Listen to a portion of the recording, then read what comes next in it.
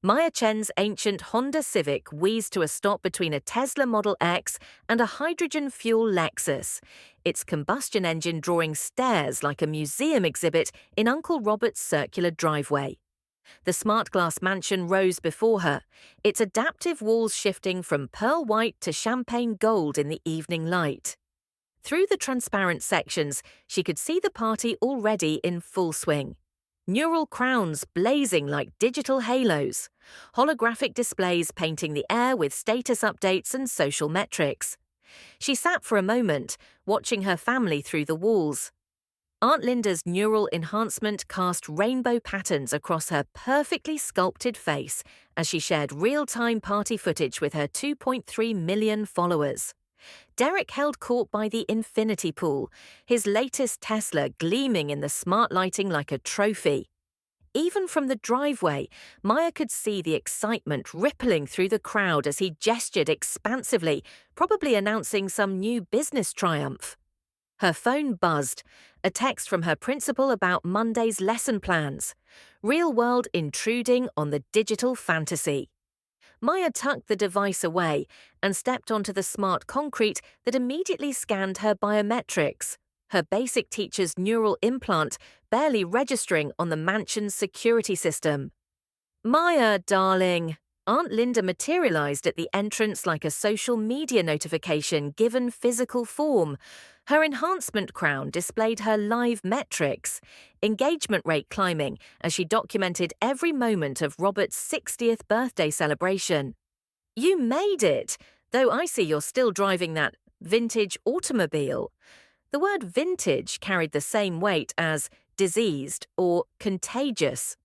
It runs, Maya said, accepting Linda's air kiss that stopped precisely 3 inches from her cheek, close enough for the neural crown's cameras, far enough to avoid disrupting Linda's bioluminescent makeup. Oh, sweetie, but for how long? You know Derek just upgraded to the new Tesla Roadster, the one that drives itself while he live streams business meetings. Such efficiency. Linda's smile was sharp as carbon fiber. Speaking of Derek, he has the most exciting news. Series B funding, $47 million. Maya nodded politely as they entered the foyer, where holographic butterflies fluttered between guests, their wings displaying personalized advertisements based on each person's purchase history and social credit score. The butterflies swarmed around Derek like digital moths to a flame, their wings showing venture capital logos and stock ticker symbols. Maya! Uncle Robert's voice boomed across the smart glass atrium. His neural crown was military grade, the kind that enhanced reaction time and situational awareness, though he'd earned his fortune in real estate rather than combat. My favorite niece, still finger painting with the ankle biters. The conversation around them paused, 30-some relatives and friends turning to watch this familiar family dynamic play out. Maya felt their neural crowns focusing on her like searchlights, recording her reaction for later social media dissection. I teach 3rd grade literacy, she said, accepting Robert's bear hug that smelled like expensive cologne and synthetic leather. Though art integration is part of the curriculum. Art integration? Robert's laugh echoed off the smart glass walls. Listen to these education buzzwords. Maya, you sound like a corporate training manual. Better than sounding like a used car salesman, said a voice behind her. Maya turned to find James Morrison approaching with 2 glasses of what looked like actual wine, not the molecular constructions most of the party favored. His neural implant was so understated she'd almost missed it earlier, a whisper-quiet presence compared to her family's blazing displays. Robert's smile tightened slightly. James, wasn't it? Maya's friend?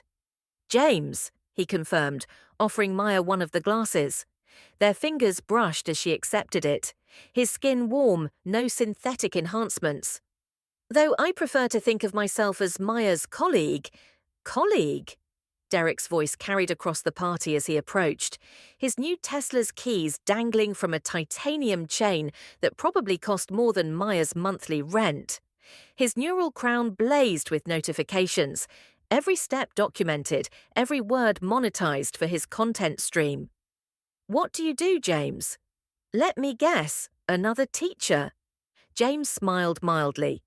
I work in publishing, among other things. Publishing? Derek's laugh had edges. Rough industry, market share declining annually, disruption imminent. I actually looked at acquiring some publishing platforms for VirtueLink, decided the sector wasn't worth the investment. Wise business decision, James agreed, his tone suggesting he found Derek's analysis amusing rather than insightful. Maya watched the exchange with growing curiosity. James carried himself with the quiet confidence of someone accustomed to being underestimated, a trait she recognized from her own experience navigating family gatherings, where intellectual achievement ranked below financial metrics.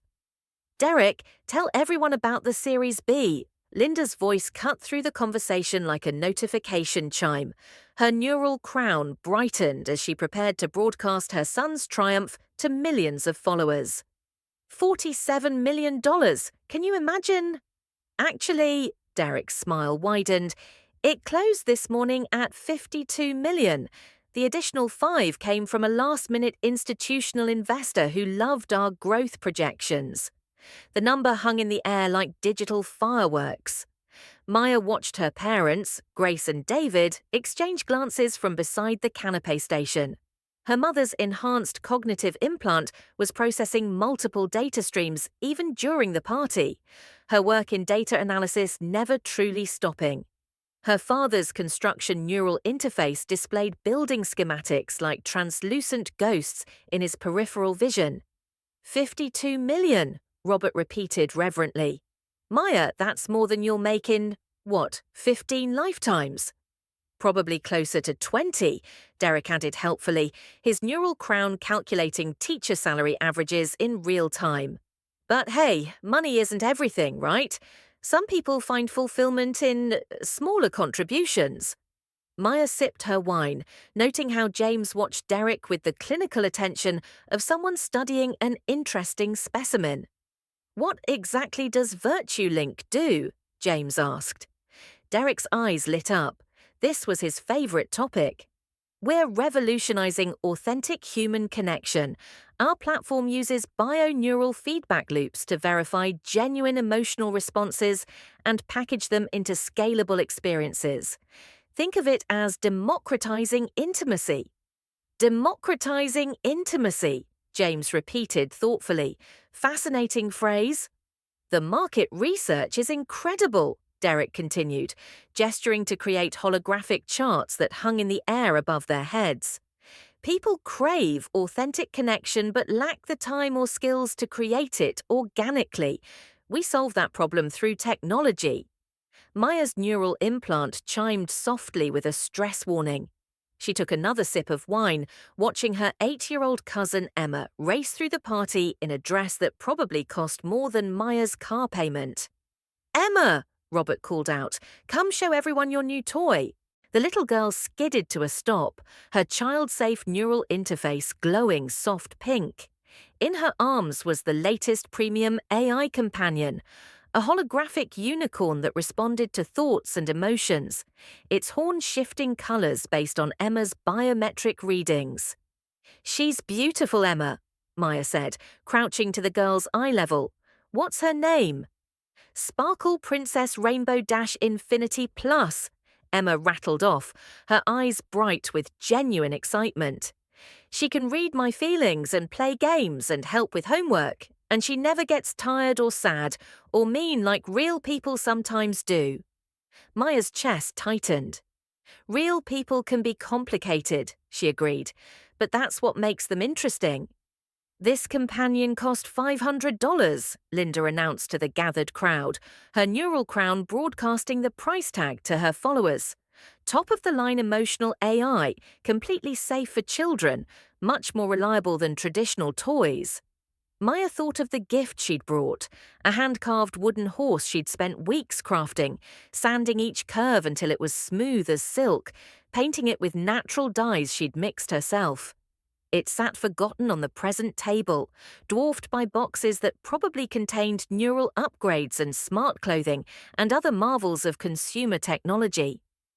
Emma still has that little horse you made her last year, Grace said quietly, joining their conversation.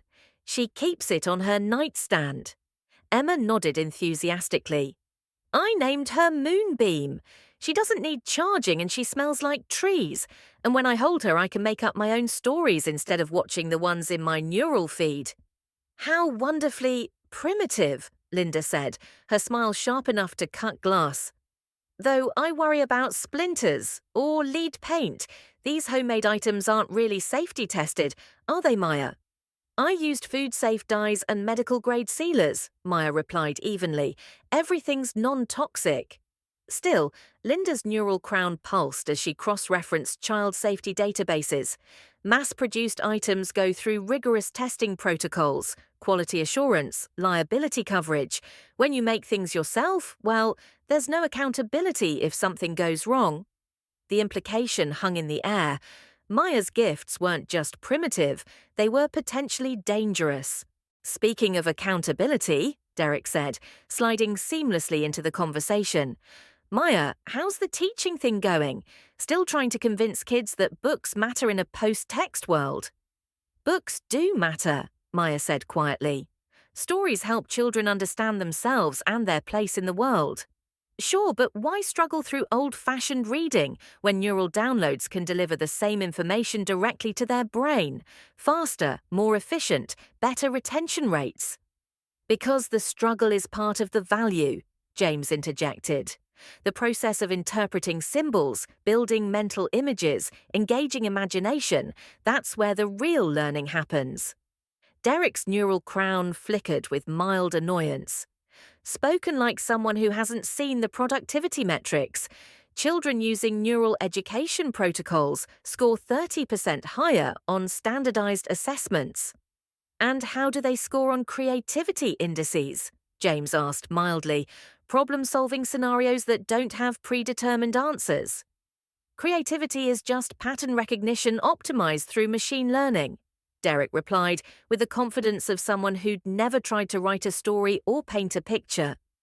Our neural education platforms can enhance creative output through guided inspiration algorithms. Maya watched Emma clutch her holographic unicorn, its horn shifting from pink to blue as the child's mood fluctuated. $500 of engineered affection, designed to be more reliable than human connection. Maya, Robert's voice cut through her thoughts, you're being awfully quiet. Not overwhelmed by all this success, are you? His gesture encompassed Derek's Tesla, the smart mansion, the neural crowns blazing with social metrics. Just thinking, Maya said. Dangerous habit for teachers, Derek added, with a laugh that his neural crown immediately shared with his followers. All that overthinking must be exhausting. What are you thinking about? Emma asked, settling beside Maya with her AI companion purring in her arms. Maya considered the question. She was thinking about her students, 23 third graders who struggled to maintain eye contact, who preferred their AI tutors to human interaction, who rated their daily experiences like product reviews.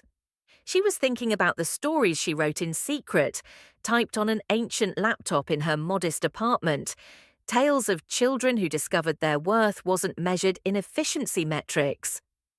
I'm thinking about stories, she said finally, about the difference between being told what to think and learning to think for yourself. Deep thoughts, Derek said dismissively, though I wonder how much thinking really matters when AI can process information millions of times faster than human cognition. Processing information isn't thinking, James observed, any more than downloading emotional responses is feeling. Derek's neural crown pulsed brighter. You don't understand the technology. VirtueLink doesn't download emotions. We enhance them, optimize them, help people experience more authentic connections by removing the inefficiencies of organic social interaction. Such as, Maya asked, misunderstandings, hurt feelings, the messiness of unmediated human psychology. Derek's enthusiasm was infectious. Maya could see why investors threw money at him. We're creating a world where every interaction is optimized for maximum emotional satisfaction. Maya felt something cold settle in her stomach. Maximum emotional satisfaction for whom? For everyone involved, Derek replied immediately. It's a win-win optimization. What happens when someone's authentic response isn't optimized? James asked. When genuine emotion is messy or uncomfortable or inconvenient?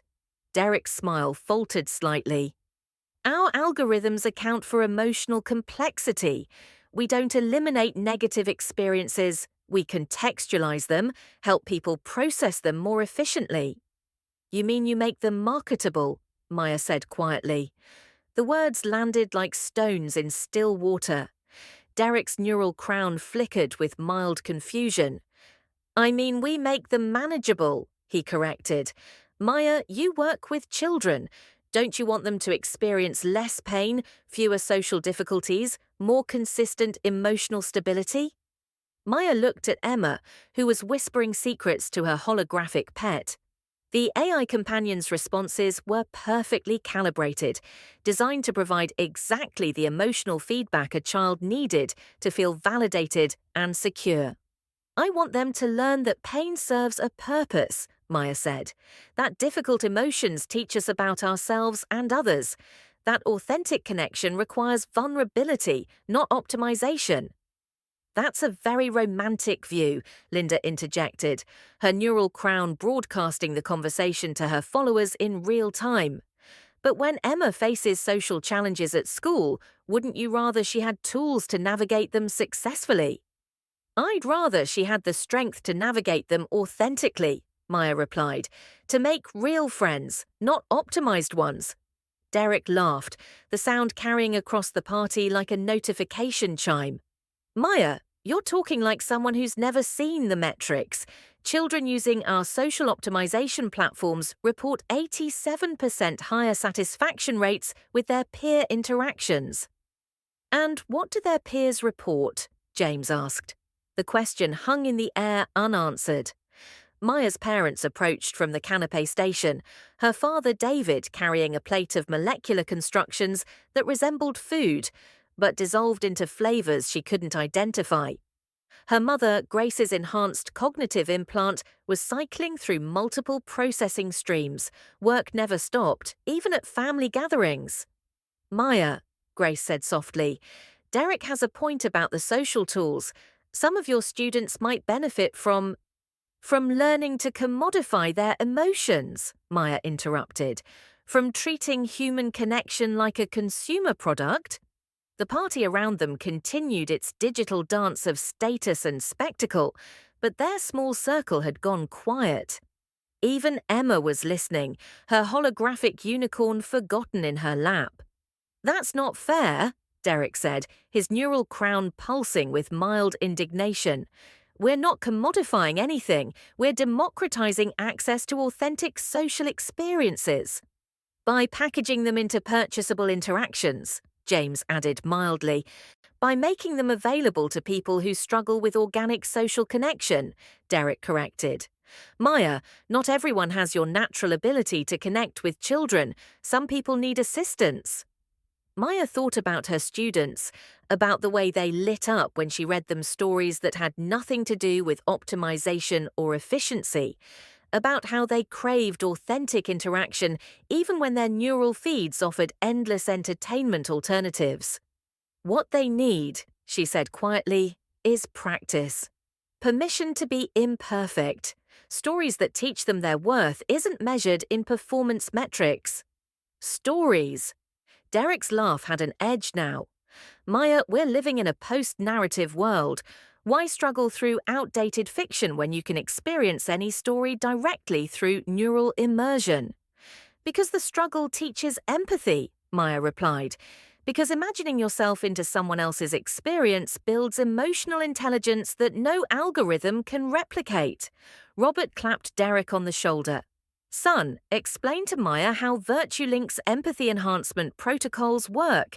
Maybe she'll understand the possibilities. Derek's neural crown blazed as he prepared to launch into another technical explanation, but Emma's small voice cut through the conversation. "I don't want enhanced empathy," she said quietly. "I want to learn it myself." The adults turned to stare at her.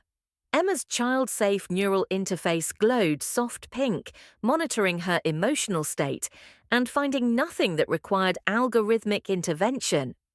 "Sweetheart," Linda said carefully, "enhanced empathy would help you understand other people better, make friends more easily."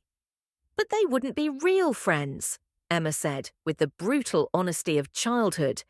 "They'd be optimized friends, and optimized isn't the same as real." Maya felt something shift in her chest, pride mixed with hope. "What's the difference, Emma?" Emma considered the question with 8-year-old seriousness. "Real friends sometimes hurt your feelings, but they don't mean to. Optimized friends never hurt your feelings, but they don't really see you either." The silence that followed was broken only by the soft humming of household AI and the distant sound of holographic koi swimming in impossible spirals. Derek's neural crown dimmed slightly. "Emma, honey, you don't understand the technology. I understand feelings," Emma interrupted. "And Aunt Maya's wooden horse makes me feel different than my smart toys do. Better different. Like someone made it just for me because they wanted me to be happy, not because an algorithm told them to." Maya reached out and squeezed Emma's hand. "That's exactly right, sweetheart." "But that's not scalable," Derek protested weakly. "Maya can't hand-carve toys for every child in the world." "No," Maya agreed, "but every adult can choose to see children as complete human beings rather than markets for optimization." Linda's neural crown was working overtime, probably calculating the social media implications of this conversation. "Maya, darling, you have such noble ideals, but ideals don't pay for neural upgrades or private education or the chance to be authentically human," James finished quietly. Maya looked at him sharply. There was something in his tone, not disagreement with Linda's materialism, but a deeper understanding of what was at stake. "Being human isn't a consumer choice," Maya said. "It's a birthright." Derek's neural crown pulsed once, then went oddly quiet. For a moment, Maya's cousin looked younger, less like a tech mogul and more like the boy who used to build blanket forts with her during childhood visits. "Maya," he said slowly, "what if you're wrong? What if optimization really does make people happier?" The question was genuine, lacking his usual performative confidence. Maya considered her answer carefully. Around them, the party continued its display of digital prosperity, neural crowns blazing with social metrics, holographic advertisements painting the air with promises of enhanced living, AI companions providing perfectly calibrated emotional responses. "Then we'll have created a world where happiness is indistinguishable from satisfaction," she said finally, "where joy becomes just another service, where love is optimized until it stops being love." She stood, Emma's hand still in hers, and looked around at her family. These people who had raised her, criticized her, measured her worth in metrics that had nothing to do with the work that mattered most to her. "Thank you for the party, Uncle Robert," she said. "It's been illuminating." As she moved toward the present table to collect her small handmade gift that would probably end up forgotten in some smart closet, Maya heard Derek's voice behind her. "Maya, wait." She turned. "The teaching thing," he said quietly. "Do you really think it matters in the long run?" Maya smiled, the first completely genuine expression she'd worn all evening. "Ask me again in 20 years, she said, "when Emma's generation is running the world." As she walked toward the smart glass exit, Emma skipping beside her with both her $500 AI companion and Maya's forgotten wooden horse clutched in her small arms, Maya felt the weight of her phone in her pocket. Tomorrow, everything would change. Tomorrow, the call she'd been waiting for would come, and her family's definition of success would require serious recalibration. But tonight, she was content to be the family disappointment who believed in the radical notion that children deserved authentic connection over algorithmic optimization. Tonight, that felt like revolution enough. The molecular gastronomy dessert course materialized on Maya Chen's plate like edible geometry. Crystalline structures that dissolved into phases of bitter, sweet, then metallic nothing. Around Uncle Robert's smart glass dining table, 30-some relatives watched holographic nutritional data bloom above each confection, while their neural crowns shared real-time taste experiences with millions of followers. Maya poked at something that resembled a small purple cloud. It evaporated on contact, leaving behind the aftertaste of artificial vanilla and silicon-based flavor enhancers. She missed her grandmother's apple pie with a sudden, sharp longing that her basic teacher's neural implant registered as elevated cortisol levels. Extraordinary presentation, Aunt Linda breathed, her enhancement crown blazing as she live-streamed every bite to her 2.3 million subscribers. Robert, you simply must share your chef's molecular printing algorithms. My followers would die for this level of sophistication. Derek's laugh carried across the table like a notification chime. Mum, you're so old school. Molecular gastronomy peaked 3 years ago. Now it's all about bioresponsive cuisine that adapts to your personal nutritional profile. His neural crown projected holographic charts showing his startup's quarterly growth. 47 million in Series B funding, user acquisition curves that climbed like digital mountains. VirtueLink just partnered with 3 major food platforms. We're bringing authentic taste experiences to people who've never had access to real cuisine. Authentic taste experiences, James Morrison repeated from beside Maya, his voice carrying that subtle note of amusement she was beginning to recognize. His neural implant remained whisper quiet compared to her family's blazing displays. But Maya was starting to suspect that indicated sophistication rather than limitations. How do you authenticate flavor exactly? Derek's smile sharpened. He loved explaining his platform's technology. Bio-neural feedback loops. We measure authentic gustatory responses from verified taste experts, then replicate those exact neural patterns in our users' enhanced palates. Instant expertise, no training required. Fascinating, James said. So people experience what they're told expert taste feels like, rather than developing their own palate preferences. They experience optimal taste, Derek corrected, his neural crown pulsing brighter as he prepared another pitch segment for his content stream. Why settle for subjective, unreliable personal preference when you can access objectively superior flavor experiences? Maya watched Emma across the table, the 8-year-old girl pushing geometric dessert fragments around her plate with obvious distaste. The child's neural interface glowed soft pink, monitoring but not interfering, designed for safety rather than enhancement at her age. Her $500 AI companion sat beside her chair, its holographic form shifting colors based on Emma's biometric readings, currently displaying concerned blue spirals. Emma doesn't seem impressed with the optimal taste experience, Maya observed. Children have underdeveloped palates, Linda said dismissively, her neural crown brightening as she prepared to share this wisdom with her followers. They prefer simple flavors, sugar, salt, processed comfort foods. It's one reason enhanced taste protocols are so beneficial for developing minds. I like Grandma Chen's cookies better, Emma said quietly. These taste like purple medicine. Grace Chen, Maya's mother, smiled at her granddaughter with genuine warmth. Grandma Chen's cookies are pretty special, she agreed, though her own enhanced cognitive implant was processing 3 work-related data streams even during dessert, holographic spreadsheets flickering like ghosts at the edge of her vision.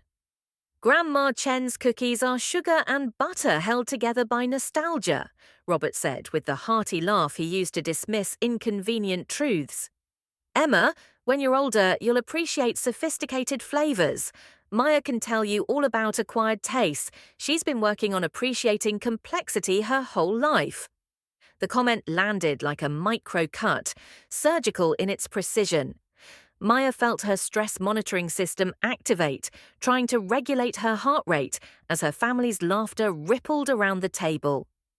"Some things are worth the effort," she said mildly.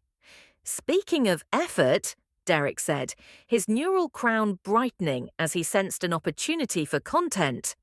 "Maya, how's the teaching thing going? Still trying to convince kids that old-fashioned reading matters in a post-text world?" Maya set down her dessert spoon, watching the remaining molecular structures dissolve into digital pixels. "Still helping children discover that stories can change their lives." "Stories?" Derek repeated, with the tone he might use for superstitions or fairy tales. "Maya, we're living in an experience economy now. Why struggle through static text when you can inhabit any narrative directly through neural immersion?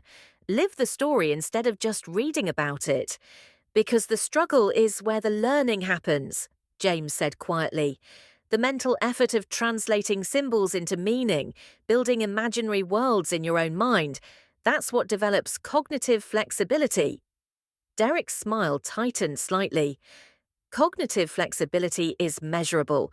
Our neural education protocols enhance flexible thinking through guided problem-solving algorithms, much more efficient than hoping kids stumble across insights randomly." "Random insights," Maya repeated. "You mean creativity?" "Creativity is just pattern recognition optimized through machine learning," Derek replied with absolute confidence. "VirtueLink's creative enhancement suites can boost artistic output by 300% while maintaining authenticity metrics above industry standards." Maya's phone buzzed against her palm. Not her neural implant, but the actual physical device she still carried like a talisman from a simpler age. She glanced at the screen and felt her heart skip. The call she'd been expecting for 3 weeks. The caller ID simply read, "Patricia H." Maya stood, her dessert untouched and slowly dissolving into edible pixels. "Excuse me," she said. "I need to take this." "Maya," Grace said softly, "we're in the middle of—" "It's important," Maya said, already moving toward the smart glass doors that led to Robert's infinity pool. Behind her, she could hear Derek's voice carrying across the dining room. "Probably bill collectors," he said with performative sympathy. "You know how these idealistic career choices work out financially. All heart, no business sense." Linda's laugh tinkled like notification chimes. "Oh, Derek, don't be cruel. Though, Maya, darling, if you need help with debt consolidation—" Maya stepped onto the pool deck, the evening air crisp with the scent of genetically modified roses that bloomed year-round and never wilted. The infinity pool stretched toward the city skyline, where advertising drones painted messages across the night sky in letters of pure light. She accepted the call as holographic koi swam impossible spirals through illuminated water. "Maya Chen." "Maya, it's Patricia Hawthorne from Stellar Publishing." The voice carried barely contained excitement. "I have news that's going to change your life." Through the smart glass wall, Maya could see her family watching her. 30-some faces turned in her direction like flowers following the sun. Derek had twisted in his chair, his neural crown recording everything for his content stream, probably calculating the most entertaining way to monetize his cousin's apparent financial crisis. "I'm listening," Maya said, aware that her family was analyzing her body language, misreading her careful composure as barely controlled panic. "The Times list comes out Thursday," Patricia continued. "You're #1. Maya closed her eyes, feeling 3 years of secret morning writing sessions crystallize into this moment. The Starlight Academy series, published under the pen name MC Sterling, had found its audience slowly, one reader, one recommendation, one genuine connection at a time. "That's wonderful," she said, keeping her voice carefully modulated. Through the glass, she could see Derek leaning forward, his expression shifting between concern and gleeful anticipation. Maya, there's more. Patricia's voice was climbing toward Giddy. Netflix called this morning. They want to option the entire series for animation. The offer is, well, it's extraordinary. 7 figures with back-end participation if the series succeeds. Maya turned to face the dining room window. Her family was definitely watching now, Linda's neural crown blazing as she live-streamed Maya's apparent crisis, Robert shaking his head with the satisfaction of someone whose predictions were being validated, her parents looking genuinely worried. Only James seemed calm, his whisper-quiet neural implant betraying nothing, as he observed the scene with clinical interest. 7 figures, Maya repeated, as if trying to process impossible mathematics. 7 figures guaranteed, with potential for much more if the series hits. Maya, they're calling your books the next cultural phenomenon. The themes about authentic human connection in a digital age, it's exactly what audiences are craving.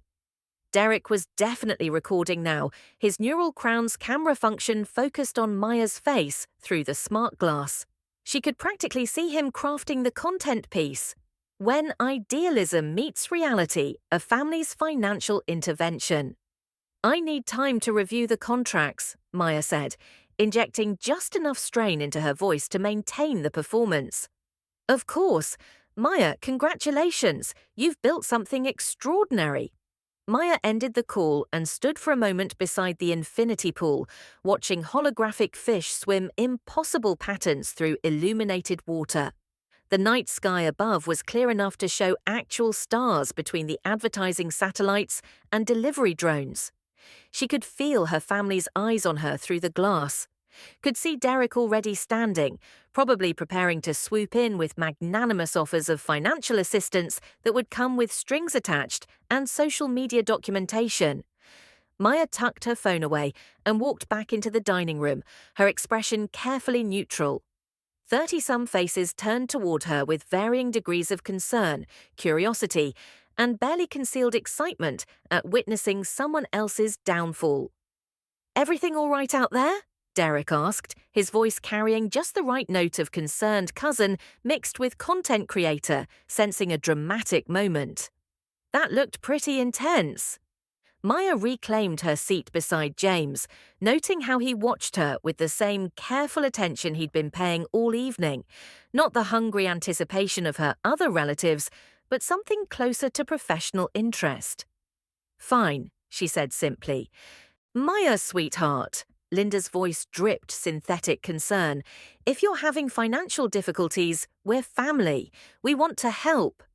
"Such strain in your body language," Robert added, his neural crown probably analysing her biometrics for signs of distress. "Classic indicators of monetary pressure. Maya, there's no shame in asking for assistance." Derek leaned forward, his neural crown brightening as he prepared to document his own generosity. "Seriously, Maya, if you need a loan or maybe a position at VirtueLink, we're always looking for content moderators, quality control specialists." "That's very generous," Maya interrupted gently. "But I'm fine." "But that call," Grace said, her maternal instincts overriding her data processing streams. "You looked so tense." Maya met her mother's eyes, seeing genuine worry there alongside the enhanced cognitive processing that never truly stopped. "Just my publisher," she said quietly. "They needed final approval on something." The words dropped into the conversation like a stone into still water. The dining room went absolutely silent. Even the household AI seemed to pause its background humming, as if the mansion's systems were processing this unexpected data point. "You're what now?" Linda's neural crown flickered with confusion, her live stream momentarily disrupted by cognitive dissonance. "Publisher," Maya repeated calmly. "They needed final approval on something." Derek's confident expression was melting like molecular gastronomy in reverse. "Maya, what are you talking about? Publisher for what?" "I write books," she said simply. "Children's books. I have for 3 years now." The silence stretched between them like a suspension bridge over an impossible chasm. Robert's smart chair began making subtle adjustments to his posture as his biometrics registered shock. Grace's neural implant shut down 2 of her 3 data streams to focus entirely on this revelation. Books, Derek said slowly, his neural crown working overtime to process this information. Like actual books with pages. Digital and physical, Maya confirmed. Though the physical editions have been surprisingly popular, children seem to enjoy the tactile experience of turning real pages. Emma's eyes widened from across the table. Aunt Maya, you write books? Real books like the ones in the school library? Real books, Maya confirmed with a smile. What kind of books? James asked, and Maya realized he wasn't surprised. He was prompting her, giving her space to reveal as much or as little as she chose. Stories about children who discover their own worth, Maya said, watching her family process this information with varying degrees of confusion and disbelief. Kids who learn that authentic connection matters more than social metrics, that character counts more than performance indicators.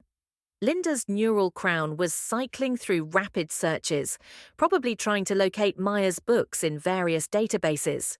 Maya, darling, self-publishing is lovely as a hobby, but the market for children's literature is quite limited. Average advances are maybe $5,000. The Times list, Maya interrupted gently, comes out Thursday. Another silence, this one with weight behind it. The Times list, Robert repeated slowly. You mean the New York Times bestseller list? Number 1, Maya confirmed. Linda's dessert spoon clattered against her plate, the sound sharp as breaking glass in the sudden quiet. Her neural crown was blazing now, pulling data from dozens of sources simultaneously. Number 1, Derek whispered, his content creation algorithms struggling to process this narrative reversal. Maya, that's impossible.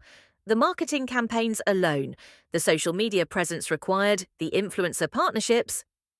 None of which I used, Maya said mildly. Word of mouth, teacher recommendations, parent networks, old-fashioned ways of sharing stories. Grace's voice was barely above a whisper. Maya, honey, what are we talking about here in terms of financial impact? Maya supplied. Netflix called today. They want to option the series for animation. The room held its breath. 7 figures, she added quietly. The effect was immediate and profound. Linda made a sound like air escaping from a punctured balloon. Robert's smart chair administered mild cardiovascular support as his biometrics spiked dangerously. Derek's neural crown went completely dark, overwhelmed by information it couldn't process. 7 figures, James repeated, and Maya caught the slight smile that tugged at his lips. That's quite an achievement. Emma had abandoned her molecular dessert entirely and was staring at Maya with naked wonder. Aunt Maya, you wrote books that Netflix wants to make into cartoons. Animated series, Maya corrected gently. Though yes, essentially cartoons. Holy shit, Derek breathed, then immediately looked stricken as his neural crown registered the profanity for content moderation. Maya, 7 figures, that's more than my Series A round. More than most startups see in their first 5 years. Language, Derek, Linda said automatically, though her own neural crown was still cycling through publishing industry data at fever pitch. Maya, this is extraordinary. Why didn't you tell us? We could have helped with marketing, social media strategy, influencer outreach. I didn't want help with those things, Maya said simply. The brutal honesty of it silenced the table again. Emma was the first to break the quiet. What are the books about? She asked with 8-year-old directness. Maya smiled at her young cousin. They're about a girl named Luna who goes to a special school where children learn that their worth doesn't come from their test scores or their neural enhancement levels or their social credit ratings. They learn that the most important magic is the courage to be authentically yourself. Like the opposite of optimization protocols, Emma said with startling clarity. Exactly like that, Maya confirmed. Derek's neural crown flickered back to life, dim and uncertain. Maya, why didn't you tell us? We're family. We would have supported. Would you? Maya asked quietly. Would you have supported children's books about the value of unenhanced human experience? Stories that suggest optimization isn't always improvement. The question hung in the air like an indictment. Around the table, her family struggled with uncomfortable self-reflection. Of course we would have, Robert said, though his voice lacked conviction. Success is success. Is it? Maya met his eyes. Because an hour ago you were joking about my charity work phase ending when I needed real money. Derek was offering me a position in content moderation. Linda was concerned about my financial difficulties. But we didn't know, Linda started. You didn't know I was financially successful, Maya finished, so you assumed my work had no value. The silence that followed was broken only by the soft humming of household systems and the distant sound of holographic koi swimming through impossible water. James cleared his throat gently. Maya's achievement is remarkable not just for its financial success, but for how she achieved it, building authentic audience connection through genuine storytelling without algorithmic manipulation or manufactured virality. You knew? Derek's voice cracked slightly. James's smile was enigmatic. I work in publishing, among other things. I've been following MC Sterling's work for some time. Maya writes stories that remind children they have inherent worth beyond their productivity metrics. In our current cultural moment, that's revolutionary. Maya stared at him. You knew it was me. I suspected, James admitted.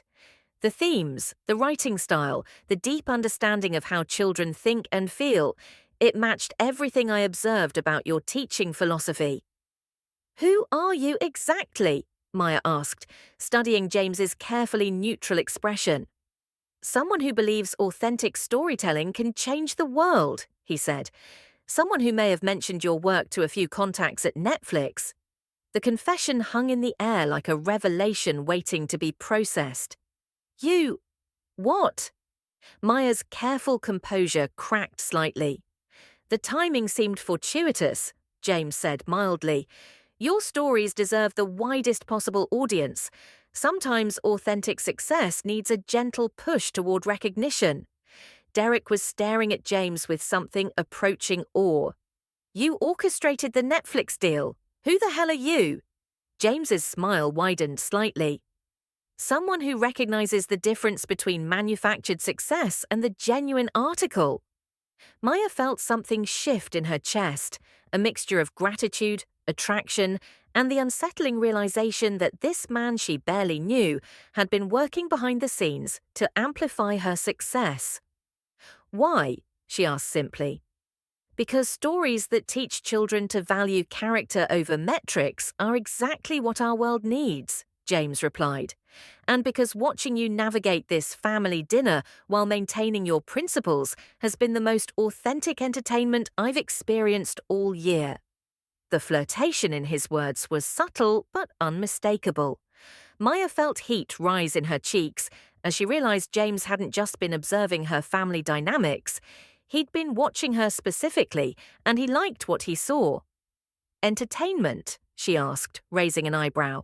Education, he corrected with a slight smile. I'm learning a great deal about the difference between actual confidence and algorithmic bravado. Derek's neural crown pulsed weakly. Maya, I don't understand. 7 figures. That makes you more financially successful than anyone at this table. Why didn't you ever mention… Because success isn't about the money, Maya interrupted. It's about the work.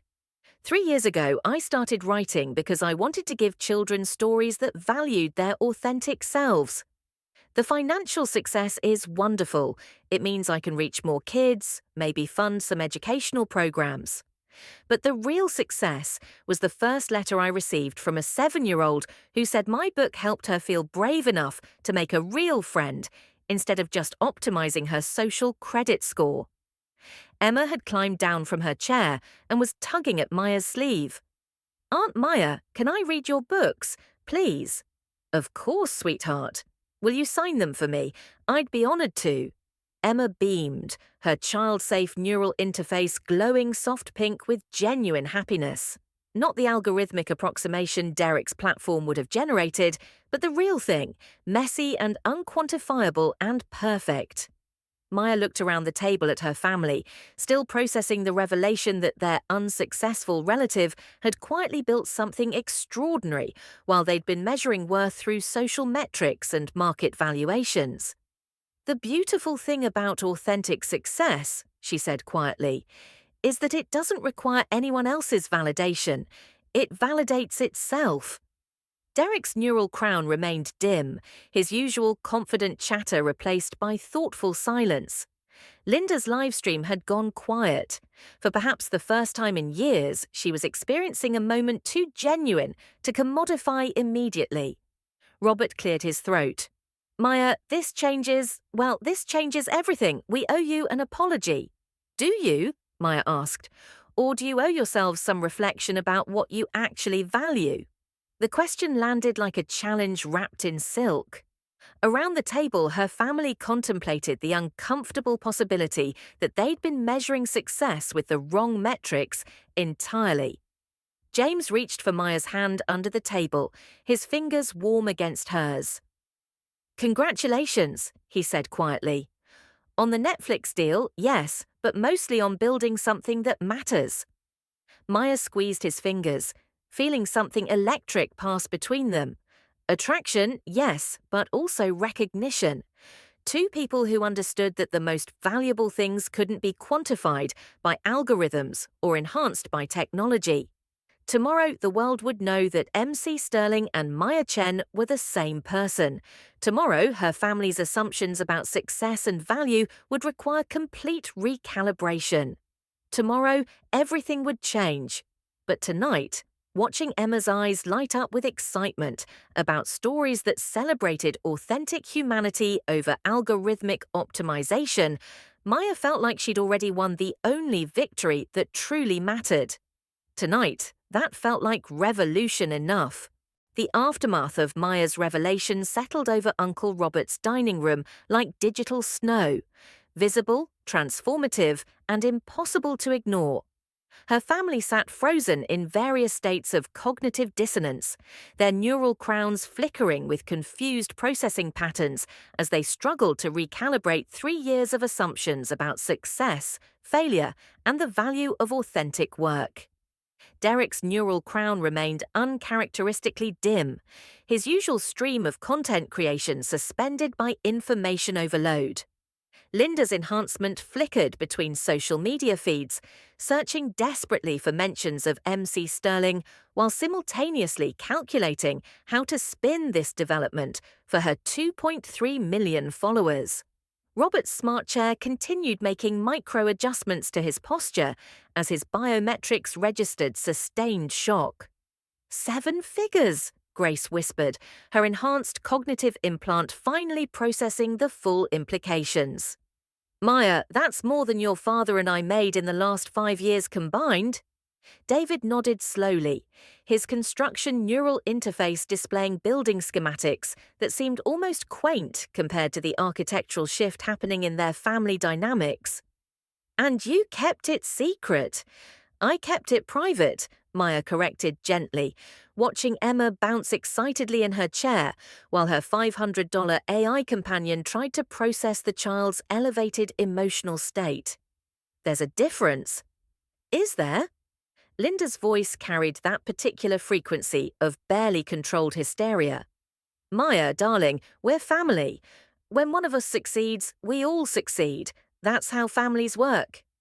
James made a sound that might have been a suppressed laugh. His whisper-quiet neural implant remained serenely inactive while he observed the family dynamics with the clinical fascination of someone studying a particularly interesting algorithm. "Actually," Maya said, her tone still mild, but carrying an edge her family rarely heard from her, "that's exactly why I kept it private." The words landed like microcuts, surgical in their precision. "What do you mean?" Robert asked, though his expression suggested he was beginning to understand. Maya looked around the table, at faces that had spent the evening dismissing her work, mocking her values, measuring her worth through financial metrics they assumed she couldn't meet. "I mean that 3 hours ago, you were joking about my charity work phase ending when I needed real money. Derek was offering me a position in content moderation out of pity. Linda was concerned about my primitive gift giving and potential financial difficulties." "But we didn't know," Derek started weakly. "Exactly," Maya interrupted. "You didn't know I was financially successful, so you assumed my work had no value. Now that you know about the money, suddenly you want to be involved. Suddenly my stories matter. Suddenly teaching is a respectable career choice." The silence stretched taut as a neural connection cable. Emma's small voice cut through the tension. "Aunt Maya, did you not tell us because you thought we'd be mean about it?" Maya's heart clenched. "No, sweetheart. I didn't tell you because I knew the money would change how everyone saw the work, and the work was always what mattered most." "But now we could help," Linda protested, her neural crown blazing as she pulled up contact lists and influence networks. "Maya, I have connections throughout the entertainment industry, influencers who could amplify your reach exponentially. We could create marketing campaigns that would turn authentic stories into commodified content," James observed mildly. Exactly what Maya was protecting against. Derek's neural crown flickered back to life, dim but functional. "James, you said you work in publishing. What's your actual role in this?" James's smile was enigmatic. "I consult on adaptation projects, help identify properties with authentic cultural value rather than manufactured virality." He paused, meeting Maya's eyes. "I've been following MC Sterling's work for 18 months. The themes about genuine human connection resonating with children despite, or perhaps because of, their complete lack of algorithmic optimization." "You've been watching me," Maya realized. "I've been watching your work find its audience organically," James corrected. "No social media campaigns, no influencer partnerships, no viral marketing stunts. Just teachers sharing stories with students, parents reading to children, kids recommending books to friends. Word of mouth in its purest form." Derek leaned forward, his content creator instincts finally overriding his shock. "But that's impossible in today's market. Organic reach is dead. Algorithm-driven discovery is the only way to achieve meaningful penetration." "And yet," James said quietly, "Maya achieved #1 on the Times list without a single paid promotion or manufactured moment." "Because the stories mattered to the people who found them," Maya added. "Children don't care about engagement metrics or social credit scores when they're reading. They care about characters who feel real, situations they can relate to, messages that help them understand their own worth." Emma nodded enthusiastically. "Luna Starweaver doesn't need neural enhancements to be special. She's special because she's kind and brave and she helps her friends even when it's hard." Maya smiled at her young cousin. "Exactly right, sweetheart." Robert cleared his throat, his neural crown pulling up publishing industry analytics. "Maya, I'm trying to understand the business model here. Children's books traditionally have limited revenue potential. How did you achieve this level of financial success?" "By creating something that genuinely connected with readers," Maya said simply. "The first book found its audience slowly. Teachers used it in classrooms, parents shared it with other parents, children asked for more stories about Luna and her friends. Each book built on the last, creating authentic demand rather than manufactured hype." "But the marketing costs alone," Linda protested. "Zero marketing costs," James said. Maya's publisher handled some basic distribution, but the success was entirely organic. Teachers recommending books to teachers, children to children, parents to parents. The oldest marketing strategy in human history, genuine word of mouth. Derek's neural crown was working overtime now, probably calculating organic reach metrics and trying to reverse engineer Maya's accidental success. That's actually brilliant, he admitted grudgingly, though completely unscalable. Is it? Maya asked. Netflix doesn't think so. They see authentic stories that resonate across age demographics without algorithmic mediation. They see cultural impact that can't be manufactured through influence campaigns. Linda's neural crown pulsed with sudden inspiration. Maya, now that we know about your success, we could create a family media empire. Your storytelling talent, Derek's technology platforms, my social media reach. No, Maya said quietly. The word dropped into the conversation like a stone into deep water. No? Robert's smart chair adjusted his posture as his biometrics registered confusion. Maya, this is a tremendous opportunity. We could amplify your success exponentially. You could commodify it, Maya corrected. Turn authentic stories into content products. Optimize them for engagement rather than impact. Transform something meaningful into something profitable. Why can't it be both? Derek asked, genuine confusion in his voice. Maya, profit enables impact.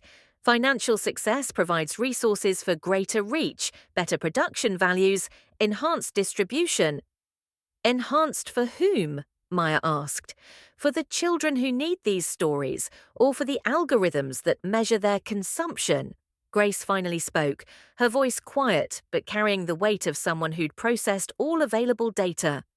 Maya, you've built something extraordinary, but keeping it secret from your family, that hurts. Maya met her mother's eyes, seeing genuine pain there alongside the enhanced cognitive processing that never truly stopped. Mum, 3 hours ago you watched Linda mock my homemade gifts as potentially dangerous. You heard Robert joke about my charity work phase. You saw Derek offer me a pity job in content moderation. How do you think you would have reacted if I'd told you about the books before they became financially successful? The question hung in the air like an indictment. Grace's neural implant dimmed as she shut down her work streams to focus entirely on this moment. I would have been proud of your creativity, she said slowly, but I probably would have worried about the financial viability, suggested you keep teaching as a backup plan. You would have loved the idea but dismissed the execution, Maya said gently, because in our family, love without financial validation isn't enough. The brutal honesty of it silenced the table. James reached for his wineglass, the movement drawing attention to his understated neural implant, and the calm way he'd observed this entire family drama without judgment or agenda. Maya's achievement is remarkable precisely because she protected the work from external validation until it had found its authentic audience. But we're not external, Linda protested, her neural crown flickering with distress. We're family. Are you? Maya asked quietly. Or are you a focus group that measures worth through social metrics? Emma had been listening with the intense focus that only children possessed when adults were discussing something important they didn't fully understand. Aunt Maya, she said suddenly, is that why you made me the wooden horse? Because you knew I'd love it even if it wasn't expensive? Maya's chest tightened. I made you the wooden horse because I wanted to give you something real, something that would spark your imagination instead of managing it. I love Moonbeam, Emma said simply. She's better than my smart toys because when I play with her, the stories come from my own brain instead of from algorithms. Derek looked at his daughter with something approaching wonder. Emma, the AI companions provide verified educational content. They enhance creative development through guided imagination protocols. They tell me what to imagine, Emma interrupted with startling clarity. Moonbeam lets me imagine whatever I want. The distinction hit the table like a revelation. Maya watched her family grapple with the possibility that their 8-year-old had identified something they'd missed. That authentic creativity required space for inefficiency, for random connections, for the beautiful messiness of unoptimized human thought. Maya, Robert said slowly, if you'd told us about the books from the beginning, we would have supported you.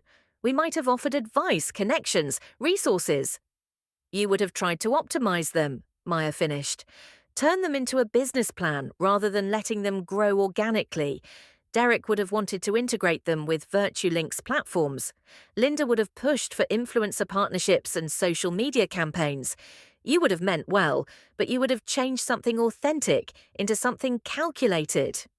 You don't know that, Derek protested, though his voice lacked conviction. Don't I? Maya met his eyes. Derek, 5 minutes ago you were trying to reverse engineer my success to make it scalable. Linda immediately started planning marketing campaigns. Robert pulled up industry analytics. Even now, knowing that the authentic approach worked, your instinct is to enhance it through technology and optimization. The accusation landed with surgical precision because it was absolutely accurate. James set down his wineglass with deliberate care. The beautiful irony is that Maya's success demonstrates everything her family claims to value: innovation, market disruption, cultural impact, financial achievement. She just accomplished it through authentic connection rather than algorithmic manipulation. But the scalability issues, Derek started. Are features, not bugs, James interrupted gently. Authentic success creates sustainable audience relationships. Maya's readers don't just consume her content, they evangelize for it. They become part of a community built around shared values rather than optimized engagement metrics. Maya watched her cousin struggle with concepts that challenged everything he'd built his career on. Derek, your platform generates engagement through artificial authenticity. My books create engagement through actual authenticity. The difference matters. But the reach, Derek protested weakly, will be extraordinary, James said with quiet confidence. Netflix doesn't invest 7 figures in niche content. They see global potential in stories that remind children they have inherent worth beyond their productivity metrics. Linda's neural crown was cycling through entertainment industry contacts at fever pitch. Maya, if Netflix is involved, we absolutely must coordinate our approach. My influencer network could create unprecedented buzz. Creating buzz is the opposite of authentic success, Maya said firmly. Buzz is manufactured excitement that dissipates when the algorithm moves on to the next trend. Authentic success builds lasting relationships between stories and readers. But surely some promotional support, Robert began, would transform genuine recommendation into paid endorsement, Maya finished. Would make parents wonder if their children love the stories because they're meaningful or because they've been algorithmically targeted for engagement. Emma looked up from her molecular dessert, which had dissolved into purple pixels, while she listened to the adults debate the nature of success. Aunt Maya, will you still write stories even if you get rich from them? Maya smiled, her first completely genuine expression since the revelation began. Yes, sweetheart, the money means I can write more stories, not different ones. Good, Emma said with 8-year-old finality, because Moonbeam and I want to know what happens to Luna next. Grace had been unusually quiet, her enhanced cognitive implant processing family dynamics alongside professional data streams. Maya, she said finally, I understand why you kept this private, but it hurts that you didn't trust us to support you for the right reasons.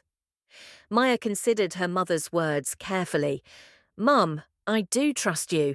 I trust that you love me and want me to succeed, but I also trust that our family measures success through external validation rather than internal satisfaction. I couldn't risk having something precious turned into a performance metric. The honesty was gentle but devastating. David spoke for the first time since the revelation, his construction neural interface displaying structural blueprints that seemed almost metaphorical. Your mother and I always knew you were special, Maya, but we worried that special wasn't enough in a world that rewards optimization over originality.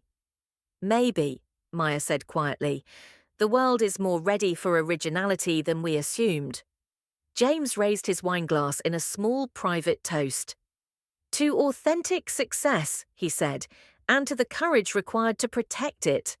Maya met his eyes, seeing something there that made her pulse quicken. Admiration, attraction, and recognition of a kindred spirit who understood that the most valuable things couldn't be quantified through algorithms or enhanced through technology. To authentic success, she agreed, touching her glass to his. Around the table, her family watched this moment of connection with varying degrees of understanding. Derek's neural crown flickered with the beginnings of new content ideas. Linda's enhancement calculated the social media potential of a family success story. Robert's analytical implant processed the financial implications of having a best-selling author in the family. But Emma simply smiled, clutching her wooden horse and planning the stories she would imagine when she got home. "Aunt Maya," she said suddenly, "when you write the next Luna book, can you put in a character who makes real things with her hands instead of just buying smart things from stores?" Maya's heart lifted. "I think Luna would love to meet someone like that. And can she teach Luna that the best presents are the ones people make because they love you, not because algorithms told them to?" "That," Maya said, "sounds like exactly the kind of story Luna's school would want to explore." James was watching this exchange with something approaching awe. "Maya," he said quietly, "you've done something remarkable. You've created art that teaches children to value substance over surface, character over metrics, authenticity over optimization. In our current cultural moment, that's genuinely revolutionary." Derek's neural crown pulsed once, then went oddly quiet. For a moment, Maya's cousin looked younger, less like a tech mogul and more like the boy who used to build blanket forts with her during childhood visits. "Maya," he said slowly, "what if everything I've built is wrong?" The question was so vulnerable, so genuine, that the entire table fell silent. "Not wrong," Maya said carefully, "just incomplete. You've created technology that can enhance human connection, but enhancement isn't the same as replacement. Your platforms could help people find each other, but they still need to do the actual connecting themselves. But the efficiency metrics don't measure the things that matter most," Maya finished gently. "Derek, you're brilliant at creating tools. Maybe the question isn't how to optimize human connection, but how to create space for it to happen naturally." Derek's neural crown remained dim as he contemplated this possibility. Around the table, their family sat with the weight of revelations that extended far beyond Maya's financial success. They were confronting the possibility that authentic achievement might require patience instead of optimization, character instead of metrics, genuine connection instead of algorithmic mediation. "Maya," Linda said quietly, her usual performative energy replaced by something approaching reflection. "If you'd told us about your books from the beginning, we would have tried to help in all the wrong ways, wouldn't we?" Maya nodded. "You would have meant well, but you would have changed something organic into something strategic." "And now?" Grace asked. "Now that we know?" Maya looked around the table, at faces processing uncomfortable truths about values and validation, success and substance. "Now you get to decide whether you love the work for itself or for what it represents to the outside world." The challenge hung in the air like a test they were all taking in real time. Emma climbed down from her chair and wrapped her arms around Maya's waist. "I love your stories because they make me feel brave," she said simply. "And I loved you before I knew you were famous."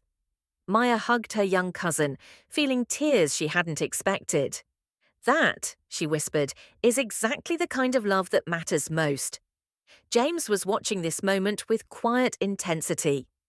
"Maya," he said, "would you like to take a walk? I think the evening air might be refreshing after all this processing." The invitation carried multiple layers of meaning, and Maya felt heat rise in her cheeks, as she realized she very much wanted to be alone with this man who'd orchestrated opportunities while respecting her autonomy, who'd understood her work before knowing her identity, who'd watched her navigate family dynamics with growing admiration. "I'd like that," she said. As they stood to leave, Derek called after them. "Maya, this isn't over. The family conversation, I mean. We have a lot to figure out." Maya paused at the doorway. "We do, but Derek, the next time you want to help someone succeed, maybe start by asking what success means to them." As they stepped into the evening air, away from neural crowns and holographic displays, social metrics and optimization protocols, Maya felt something she hadn't experienced in years. She felt like herself, completely, authentically, unapologetically herself. And from the way James was looking at her, that was exactly who he'd been hoping to find.